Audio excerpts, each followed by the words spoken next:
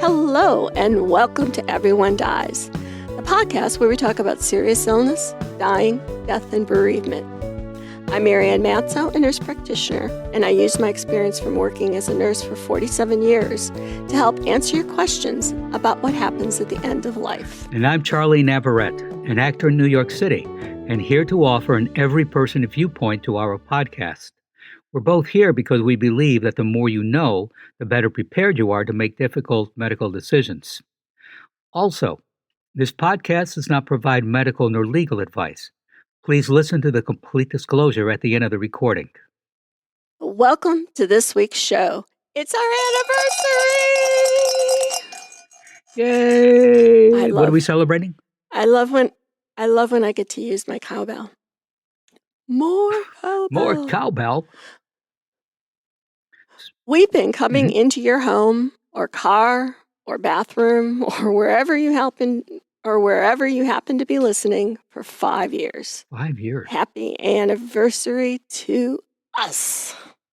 Yes. So please relax, get yourself a glass of champagne, and raise a toast to all you've learned hanging out with us. And thank you for spending the next hour with Charlie and me as we talk about what people need when they're talking to you. We are here to offer you edutainment, a combination of education and entertainment, delivered in 3 halves. We'll let you do the math on that one.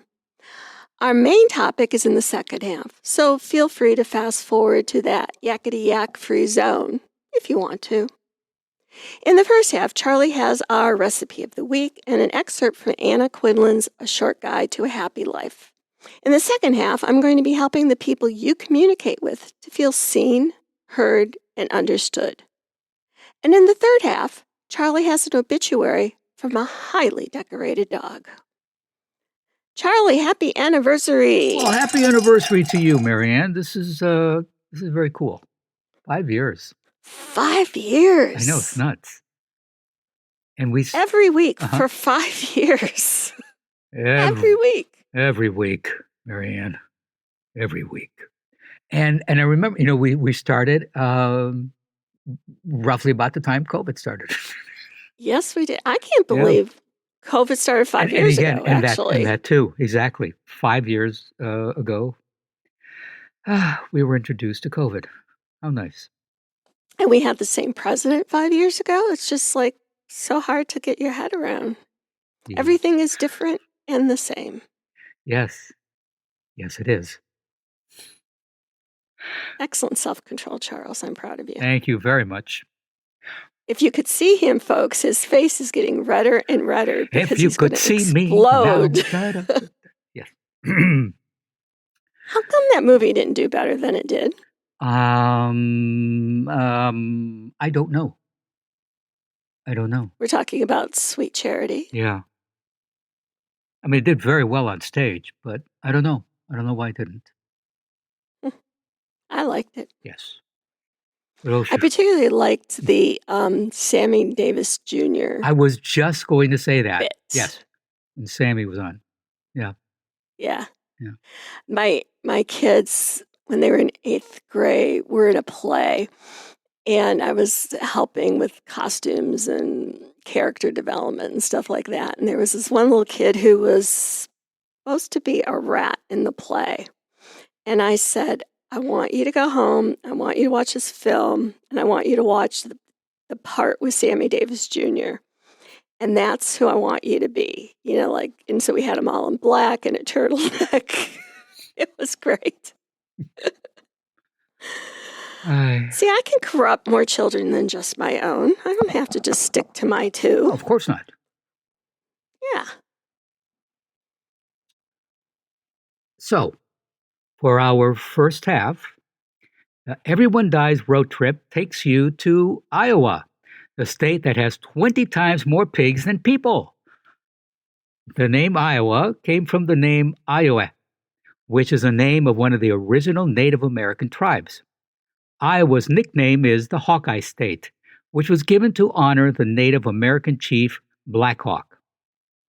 War Chief Makataimishikai a.k.a. Black Hawk, was born in 1767 and died at age 71.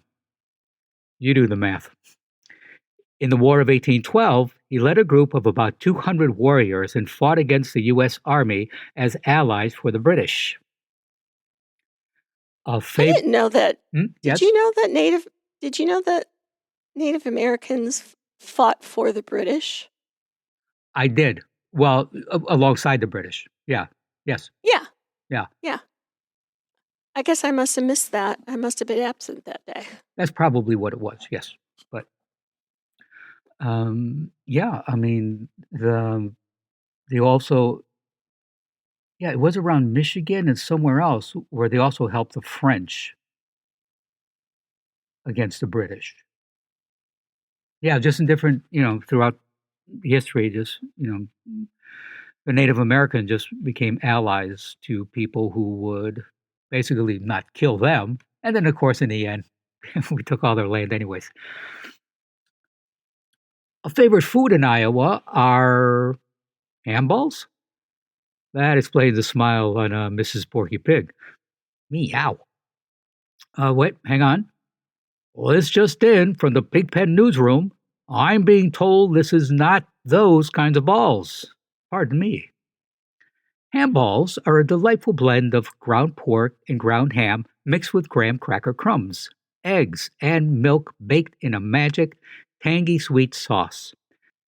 These balls of ham would make an irresistible addition to any funeral lunch or pen. Bon appetit! And now for something completely different. I have an excerpt from the book A Short Guide to a Happy Life by Anna Quindlen, the best-selling novelist and columnist. In it, she reflects on what it takes to get a life, to live deeply every day from your own unique self, rather than merely to exist through your days. So I suppose the best piece of advice I could give anyone is pretty simple. Get a life, a real life, not a manic pursuit of the next promotion, the bigger paycheck, the larger house. Do you think you'd care so very much about those things if you developed an aneurysm one afternoon or found a lump in your breast while in the shower? Get a life in which you notice the smell of salt water pushing itself on a breeze over the dunes. A life in which you stop and watch how a red-tailed hawk circles over a pond and a stand of pines. Get a life in which you pay attention to the baby as she scowls with concentration when she tries to pick up a Cheerio with her thumb and first finger. Turn off your cell phone.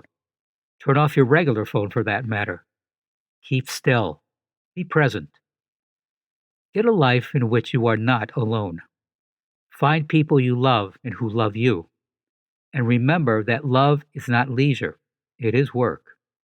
Each time I look at my diploma, I remember that I am still a student, still learning every day how to be human. Send an email, write a letter, kiss your mom, hug your dad. Please go to our webpage for this week's recipe for ham balls. Buy Porky a drink first, and additional resources for this program. While Everyone Dies is offered at no cost, it's not free to produce. Can we count on you to contribute? Your tax-deductible gift will go directly to supporting our nonprofit journalism so that we can remain accessible to everyone. You can also donate at www.everyonedies.org. That's every, the number one, dies.org. Or at our site on Patreon, www.patreon.com, and search for Everyone Dies. Marianne? Perhaps you've been in the military or seen movies about the military and heard service members shouting, hoo-ah, or ooh-ah, or ooh-ah, depending on your branch of service. The meaning is heard, understood, acknowledged. Hoo-ah, H-U-A. Heard, understood, acknowledged. I've had more than a few times in my life when I wished I could get a hoo-ah from people I'm talking to. As an educator, I would find myself continuing to explain what I'm talking about until I get some indication that what I'm saying is making sense. Well, that might be necessary in the classroom, but in personal relationships, it can be annoying. All I'm really looking for is a hoo-ah. Even a hoo, like heard and understood, would make me happy. How do we know when we're talking to people in our lives what they are looking for in a conversation that we're having? There are a lot of possibilities when people are talking to each other. Maybe they just want to complain, or they want advice, or they want help to bury a body. Try to resist falling into the trap of thinking, this is what I would need if I was in their shoes. In this case, you are not in their shoes, and it's not about you. If you want to help people that we're talking with to feel valued, supported, and feel secure, and we want them to feel emotionally closer to us. When we show genuine concern about what they're struggling with, we are showing respect and kindness and demonstrate that they can trust us. You are involved in a wide range of relationships with people, and with each one, there's an opportunity to be there in the way that they need, or not. Especially when interacting with someone with serious illness, needing to make a decision about a treatment, facing the end of their life, or grieving the death of a loved one, it's easy to feel like you just don't know what to say. How do you know if you're interacting in a way that makes them feel seen, heard, and understood? You may feel like you know what solution the situation demands, offer it, and then wonder why they've stopped talking to you. The truth is, we don't know what a person wants, and sometimes they don't know themselves, unless you ask them. I'd like to suggest that what needs to be said at the start of the conversation is, what do you need from me? Not in the irritable, what do you need from me? But the loving, what do you need from me? What you're trying to understand in asking this question is what they are looking for from this conversation, so that you can then give it to them. Some people are needing support, reassurance, or a good cry. And if that is the case, you need to just listen to them. Or they may want you to help them solve a problem, come up with a solution. And in that case, you would work on the problem with them in an active role. Sometimes they want you to own up to what you did, or they themselves want to be forgiven. This might be hard to do, and it's up to you if you will, but at least you know what they are wanting. Sometimes they just want to talk and tell you what happened. But they don't want your advice, your solutions, or input. They want you to listen, and they will figure out what to do on their own. But truthfully, the only way to know what their goal is in talking to you is to ask, what do you want from me? If you can even break it down for them by saying, do you need to vent, or have me listen, or help solving a problem, support, advice, or something else? When they are talking, be an active listener. Don't just hear, listen. Put your phone away. Don't look at your watch. Show genuine interest in their perspective. Nodding, make eye contact to convey your attentiveness. Good communication is about listening, understanding, and responding in a considerate and respectful manner. I had a good friend when I lived in New Hampshire who, when I would talk to her about a troubling situation, would always say to me, if we need to kill them, I will help, and help you bury the body. It was her cheeky way of telling me that whatever I needed, she was there for me. Now, I'm not suggesting that you kill anybody, but that over-the-top support is really wonderful to experience. Charlie, thoughts, questions? First, I did not know hua meant heard, understood, acknowledged. So thank you for that. Boy, we're both learning new things today, aren't we? Yes. This is a banner day. Also, I'm really glad you're saying this, because it took me a long time to just shut up and listen. If someone, and just to be sensitive that, and understand not a time for me to interrupt someone speaking. They need to get this out.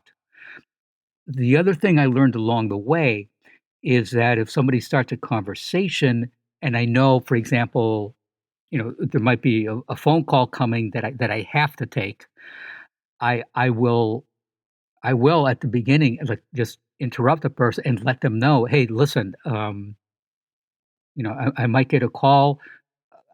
I want to hear everything you have to say. But just please be aware, I may need to cut out for a minute, but I'll get right back to you. Just so it doesn't seem like I abruptly, being rude or impolite. But yeah, the thing about listening and to be an active listener.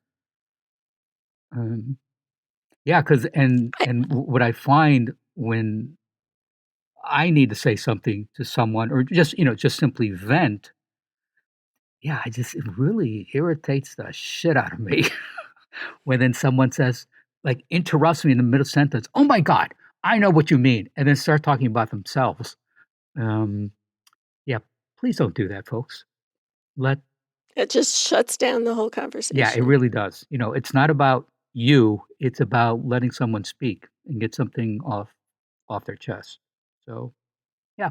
And you can't always be the person who's always the listener. There needs to be a give and take. Yeah.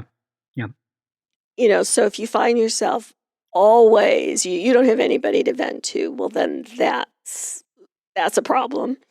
But sometimes people just really need you to be a good friend That's it. and Yes. engage with them. Yeah, good friend and active listener. Yeah, don't start diddling around with things, picking up a piece of paper, somebody's talking, and then you get up and walk to the kitchen to get a can of soda or something. No, just sit there and listen. Oh, I'm sorry. I didn't hear what you said. I just went and got a pop. Well, What? can you just repeat that for me? Aren't you cute? I am. Yes. I'm adorable. Yes, if you do say so yourself. All right, here we go. In our third half, at the age of 16, Hurricane, the dog who protected President Obama, died in February.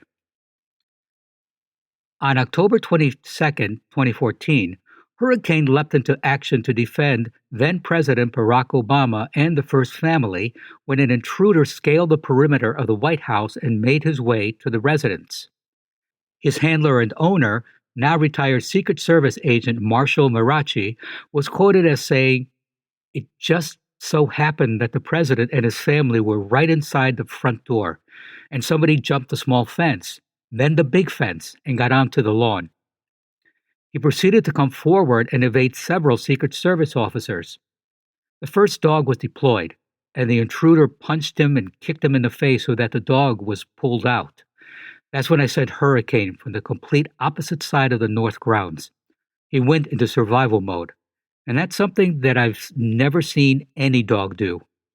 Even as Hurricane was getting hit, he was still driving the individual away from the house and back towards the fence.